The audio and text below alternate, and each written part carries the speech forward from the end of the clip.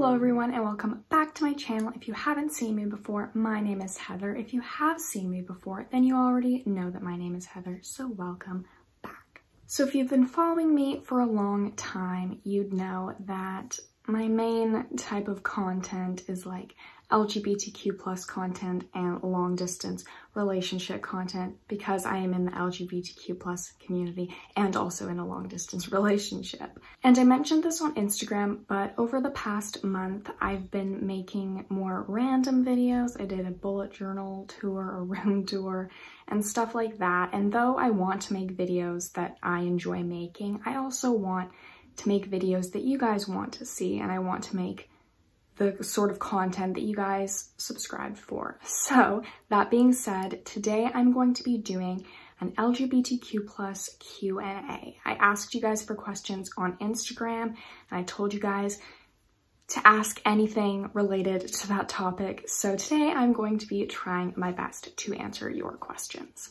I have not looked at these questions yet, so this is going to be completely candid, my first response to them, so hopefully you guys enjoy. Anyways, without further ado, let's get into the video. The first question is asking who my main LGBTQ plus social media influencers are at the moment, and this changes all the time. I obviously love Rose and Rosie and Ali and Sam. I've mentioned them before, and so many others that are long-term, but I just got into Kristen and Steph. They are a lesbian couple. They're from Canada. They were on The Amazing Race Canada. I'm not sure what season, but they're super cute. They have a YouTube channel, they have Instagrams, and yeah, I've been loving them lately, so check them out if you have never seen them before. The next question is asking for advice on dating somebody that is still in the closet. And at the beginning of Alaya and I's relationship, she was still in the closet a little bit, and it was a bit different because we're long distance, so it wasn't as big of, it didn't have a huge impact on our relationship, but this can be very difficult to deal with. And what I would say is try to be there for your partner and don't pressure them to come out, because everyone's process is different and goes at its own speed. And although you might be out and you might be okay being open and proud, they might not be there yet. And it's important that you're just being there for them and encouraging them that they can come out and they can do it, but not forcing them to, sort of thing. And I understand that it obviously could have an impact on you. It could be difficult not being able to be open with the world about who you're with. So I'd suggest also talking to other people that you're close to, like your friends or family members that you feel comfortable with if your partner allows, and you don't have to out your partner to them, but just sort of explain that you're dating someone who isn't out yet, and just sort of lean on them for support with how to get through it, because it can be very difficult. And hopefully with time, your partner will get more comfortable and will get to a place where they are able to come out of the closet, but you can't really force them to do that because it's their own process, like I said. The next question is asking for advice about being more confident in public with your same-sex partner. And this is definitely something that takes a lot of work. And I talked about this a little bit in my video about compulsory heterosexuality and internalized homophobia, but it's sort of a constant process. I'm completely out and proud, but I still find myself being nervous sometimes with Alaya in public because of everything that's just been ingrained in me since I was a kid. And you just sort of have to remind yourself that people who are going to judge you for who you love aren't worth knowing anyway. And most people who you see on the street aren't going to care very much. They might have a second glance, but then they'll be on their way. And it's not usually a huge thing. It's not usually as big of an issue as you expect it to be in your brain. Obviously, if it's late at night, you're in a sketchy area, it's still good to be safe, but most of the time I feel like the world is getting more progressive and nobody is actually going to go out and do anything if you're out in public showing your homosexuality. This next question says that this person is going off to college soon and they're worried about having to come out all over again, and they're asking for advice. And I just finished my first year of university, college, whatever you want to say. So I totally understand this. I didn't really have a big coming out in college. I was more nonchalant about it, just mention it to my friends, mention my girlfriend to my friends. And I feel like if that's what you're comfortable with, you can definitely just do that. Just try not to make it a huge thing for yourself. Unfortunately, when you're in the LGBTQ+ community, you never really stop coming out. It's going to be a constant thing throughout your life with every new person that you meet when it's relevant. So it takes time to become comfortable with coming out to new people. Obviously, the first time you come out, it's a huge thing, and it gets less and less scary every single time.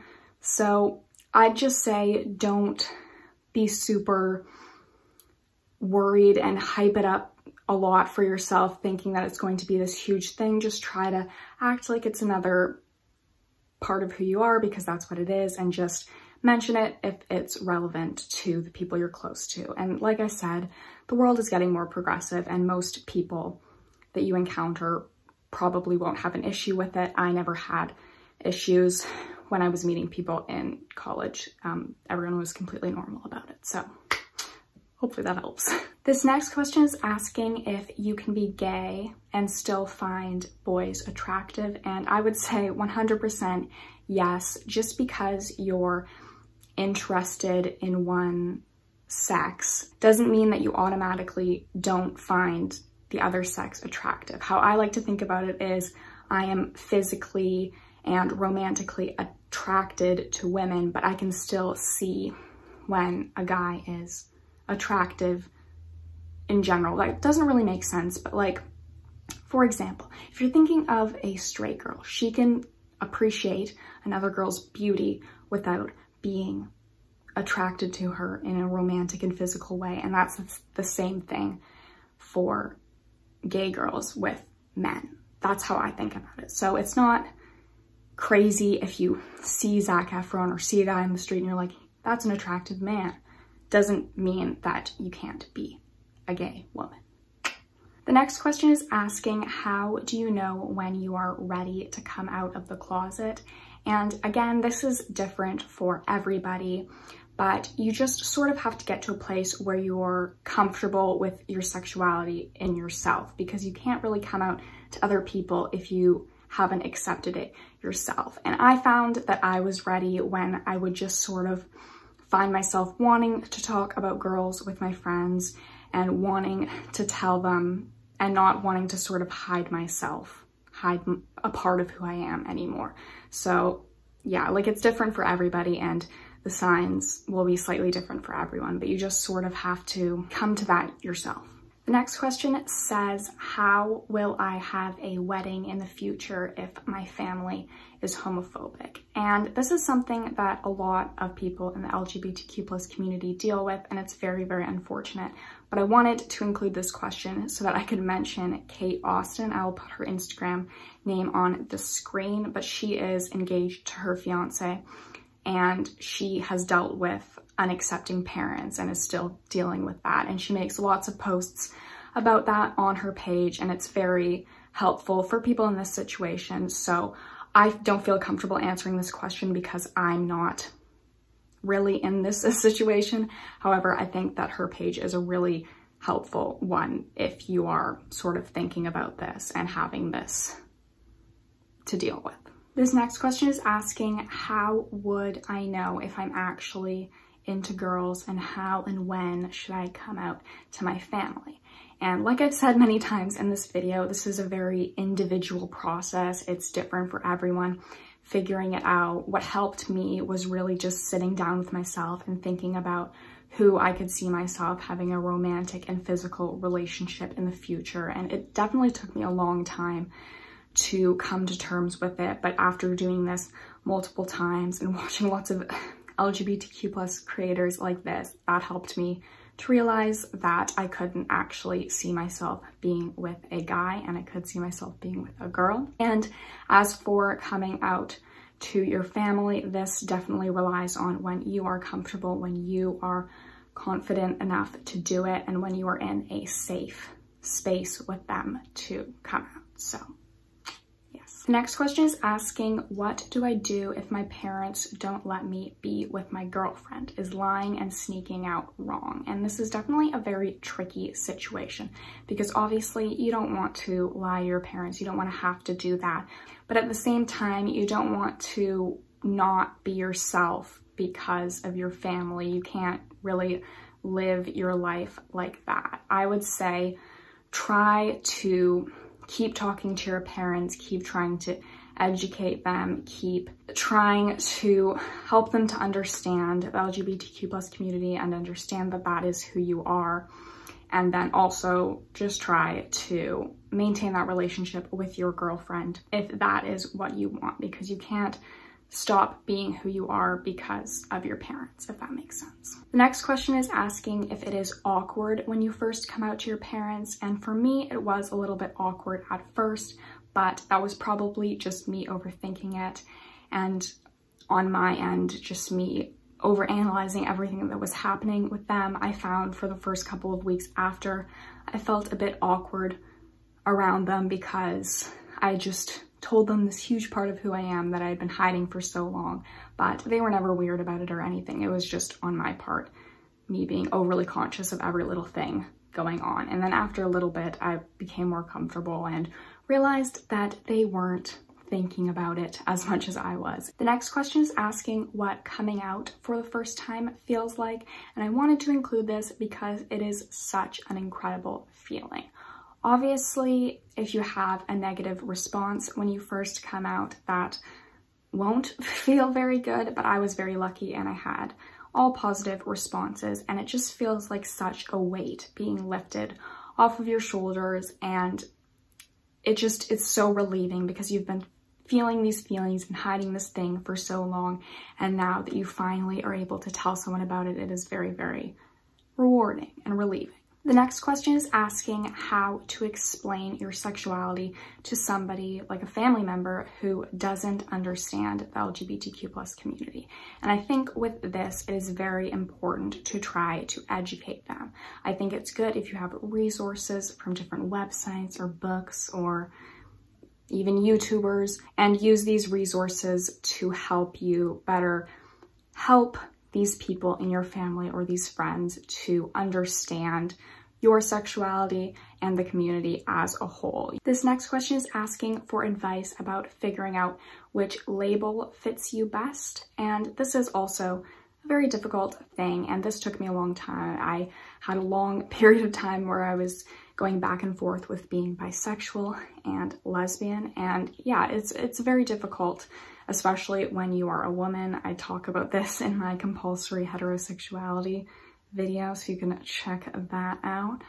But I think that it's important not to stress labels so much at the beginning and sort of let yourself figure out who you're attracted to organically, and not focusing so much on you having to fit into a box. I think labels can be really helpful, but they can also hinder your process a lot if you're so focused on sort of fitting underneath a label, if that makes sense.